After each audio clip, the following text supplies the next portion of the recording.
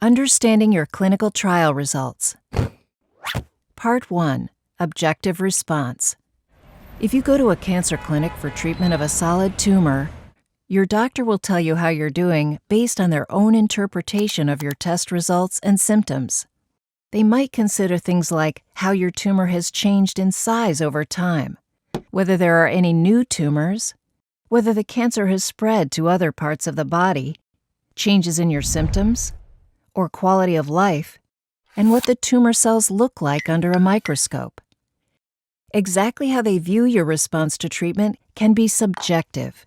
In fact, another doctor might see things in a different light. But when you're in a cancer clinical trial, the researchers running the trial have to report the results objectively. So they need to measure each person's response to the experimental treatment the same way, using consistent language to explain what they're seeing.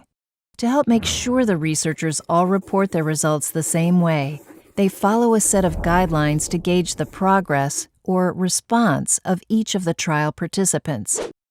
That way, the Food and Drug Administration can figure out whether a new treatment really works and should be approved for use.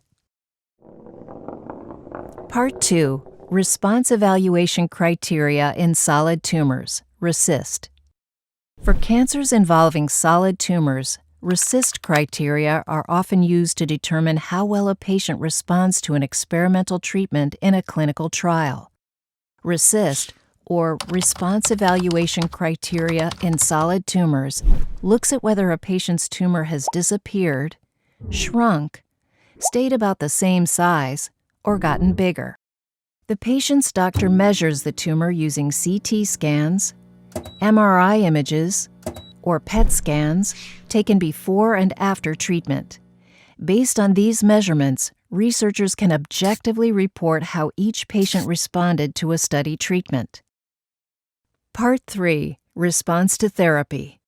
Using the RECIST criteria, if CT, MRI, or PET scans indicate a tumor has disappeared after treatment, the researcher calls it a complete response. If a tumor has shrunk by at least 30% based on CT, MRI, or PET scans, that's called a partial response. If a tumor has grown by at least 20%, it's considered progressive disease. Anything between partial response and progressive disease is noted as stable disease.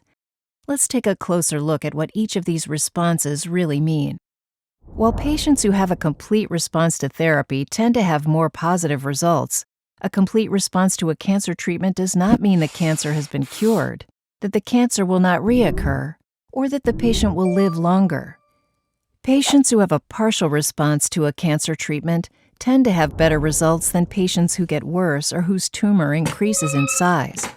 But a partial response doesn't necessarily mean that the cancer will not get worse in the future. If you have progressive disease on a cancer therapy, it may mean that the therapy isn't right for you or that the drug needs more time to work. Talk to your doctor if you're concerned about your treatment. Having stable disease doesn't mean that a therapy is or isn't working.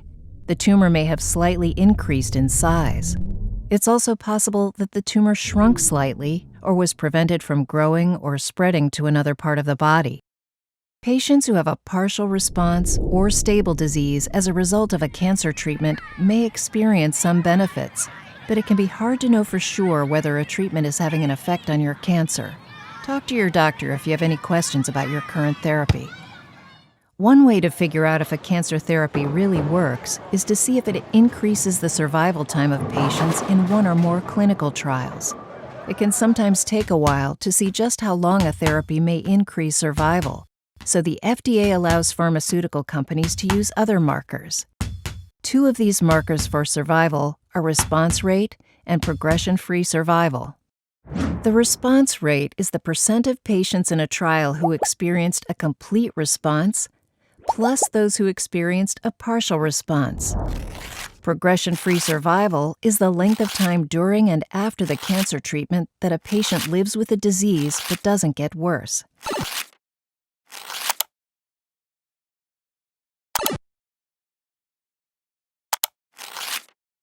It's important to note that if a new therapy increases the response rate or progression-free survival of trial participants, there is no guarantee that the treatment will increase survival.